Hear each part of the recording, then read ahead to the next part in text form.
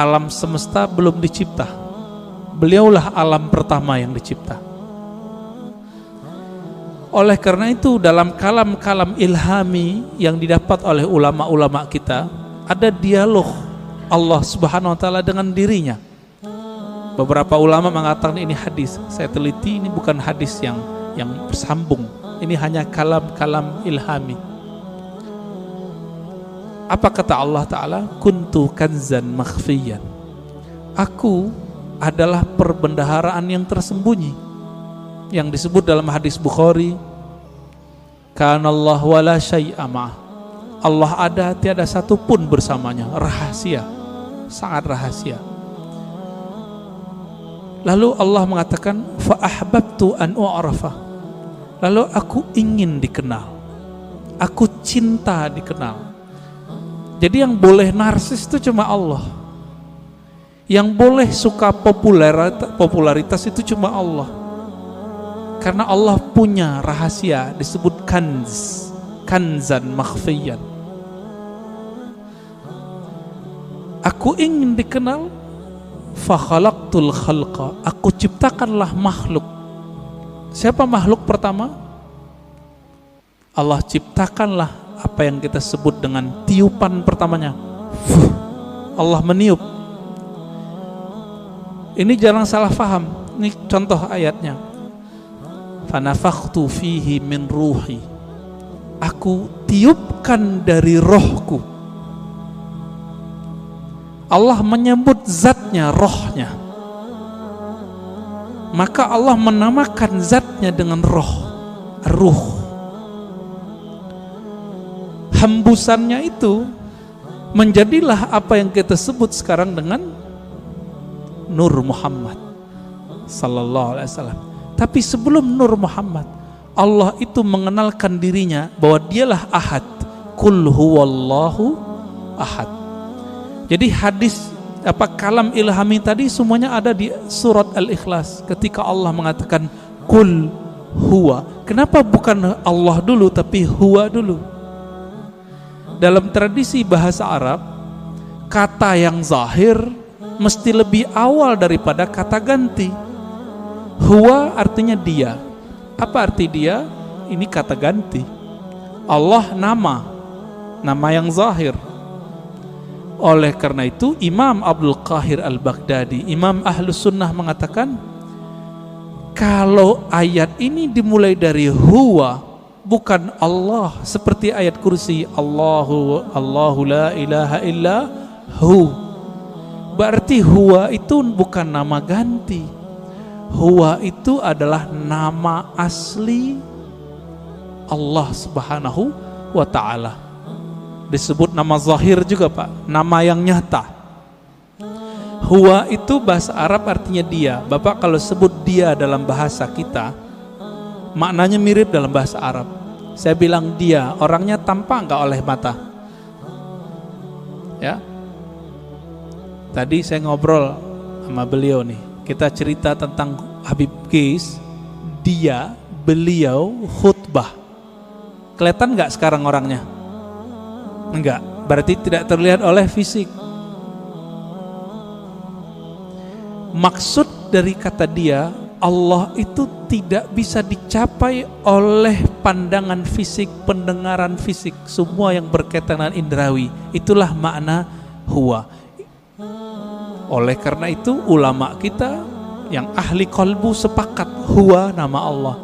Jadi jangan heran nanti ketemu kiai-kiai Betawi lama, kiai-kiai Banten, kiai-kiai Jawa lama, kiai-kiai Sumatera, mereka berzikir hu Allah. Ya, hu itu surat Al-Ikhlas itu Pak. Bukan bid'ah, diambil ayat itu huwallah. Bid'ah enggak tuh? Ngambil dari surah Al-Ikhlas kok. Ya, kalau ada sahabat kita yang mengatakan bid'ah, mungkin pensyarahan ini belum sampai kepada beliau. Kitab-kitab mengenai ini banyak. Al-Ibda ya, fi madaril ibtida, itu menjelaskan perdebatan ulama tentang zikir hu boleh atau tidak. Setelah dibid'ahkan oleh Ibnu Taimiyah, dibalas oleh yang lebih senior oleh Ibnu Taimiyah, namanya Ibnu Athaillah Sekandari. Finalnya itu boleh, bahkan disyariatkan, masyru', begitu bahasa Arabnya. Jadi jangan terjebak di situ. Huwa itulah yang disebut kanzan makhfiyan, perbendaharaan yang tersembunyi. Coba lihat Bapak Saudara makan Allah. Allah itu dalam surat Thaha berkata kepada Sayyidina Musa, "Hei Musa, innani anallah." Masih ingat? Ayat 14. Surat 20 ayat 14. Innani anallah. Sesungguhnya akulah Allah. Berarti Allah menyebut di sini nama zatnya dengan ana. Sesungguhnya akulah Allah. Maka Nabi Musa diperkenalkan oleh Allah dengan nama yang baru, Allah. Itu sebabnya orang-orang Yahudi memanggil Allah itu dengan panggilan El. Allah itu bahasa Arab, Pak. Dalam bahasa Ibrani El. Siapa yang menjelaskan ini? Ada tokoh orientalis dari Australia, tetangga kita, namanya Arthur Jeffrey. Bisa 19 bahasa, Pak. Tapi sampai mati dia gak percaya Quran dari Allah. Meneliti Quran, meneliti hadis, tapi gak percaya bahwa Al-Quran dari Allah. Emang hidayah itu gak masuk ke akal, hidayah itu masuk ke kolbu. Jadi kalau Bapak ngaji, diakal-akali, itu dalam pikirannya nolak terus tuh apa yang saya katakan dari awal sampai sekarang. Maka kalau ngaji, jadikan akal itu tunduk kepada kolbu. Kolbu itu mainnya dengan rasa. Rasa yang dipakai oleh kolbu berbeda dengan rasionalitas yang dipakai oleh akal. Banyak yang teman kita nggak pernah merasakan khusyuk, dia bilang mustahil khusyuk. Dia nggak pernah coba, dia bilang nggak ada. Ya, sama kayak orang nggak menikah, nggak tahu nikmatnya malam pertama, dia bilang nggak ada tuh nikmatnya nikah. Mirip-mirip begitulah kira-kira. Bapak Ibu Saudara makan Allah. Jadi ketika disebut huwa Allah, huwa itu adalah perbendaharaan yang tersembunyi. Lalu Allah mengenalkan dirinya menjadi Allah. Proses dari huwa ke Allah ini panjang.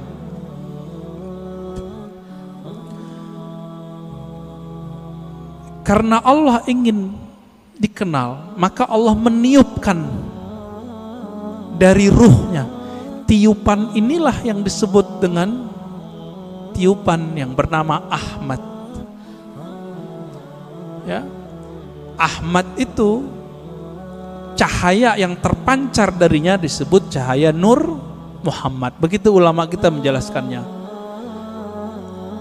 Inti dari Ahmad itu adalah nurnya. Maka sebagaimana disebutkan dalam hadis Imam Bukhari, innallaha yanzuru ila qulubikum. Allah memandang ke sentral jiwamu. Apa sentral jiwamu? Yaitu qalbu. Qalbunya Ahmad adalah Nur Muhammad. Maka Allah pandanglah nur itu. Pernah enggak Bapak Ibu saudara makan Allah, waktu dulu kita sekolah, kita dipelototin oleh guru kita? Keringetan enggak? Keringetan ya? Atau kita baru jatuh cinta dengan seseorang, terus kita dipelototin nama dia, beradu mata, keringat dingin, Pak. Yang pernah jatuh cinta, ya, mau jatuh cinta lagi nggak, Pak? Ya, jatuh cinta tuh enak tapi capek, ya, capek di jantung itu, deg-degan terus, ya. Tapi enak, Pak ya. Kayaknya mau coba lagi nih. Berkeringat. Maka di saat Allah Subhanahu wa Ta'ala, sang pemilik ruh, sang peniup, memandang kepada hasil tiupannya yang bernama nur itu, berkeringatlah nur itu, meneteslah dari nur itu yang disebut 124.000 tetesan. Itulah rahasianya filosofinya, hikmahnya, kenapa jumlah para nabi dan rasul 124.000. Hadis Imam Al-Hakim juga itu. Kok bisa 124.000? Ya ini dalilnya, dalil rohaninya, dalil zawq qalbiyahnya. Yang Allah pandang apa? Nur Muhammad sallallahu alaihi wasallam. Yang itu yang Nabi Muhammad sallallahu alaihi wasallam mengatakan, kuntu nabiyan, aku sudah diangkat jadi nabi, sudah dipandang oleh Allah.